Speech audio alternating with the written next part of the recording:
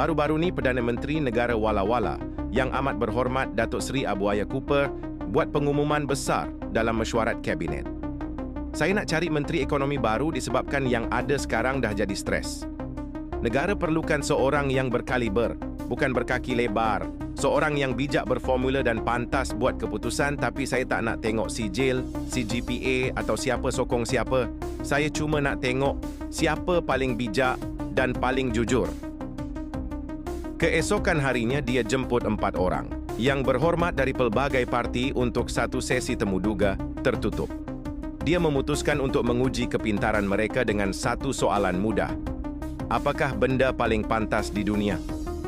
YB pertama dari Parti Kunci Motor terus menjawab dengan muka confident.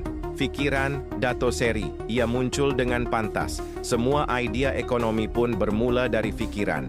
PM angguk perlahan. Menarik.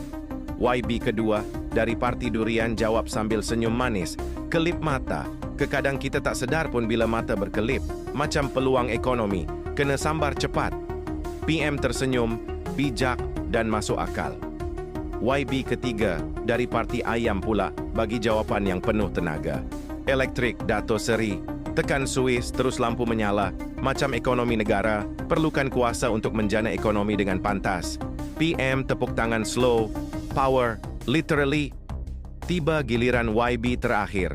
YB Jiman dari Parti Bebas yang merupakan seorang bekas pelakon drama Melayu pukul 9 malam.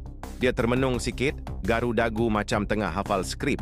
Tiba-tiba, cirit Dato' Seri. Satu bilik terus senyap. Semua tahan nafas, ada yang telan air liur. PM setengah besar.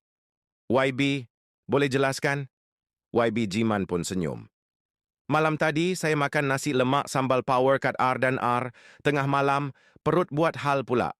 Dato' Seri, sebelum sempat saya berfikir, berkelip mata, atau on lampu tandas, benda tu dah pun jadi kenyataan.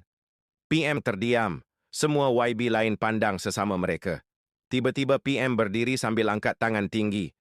YB Jiman, anda dilantik sebagai Menteri Ekonomi yang baru. Esok angkat sumpah.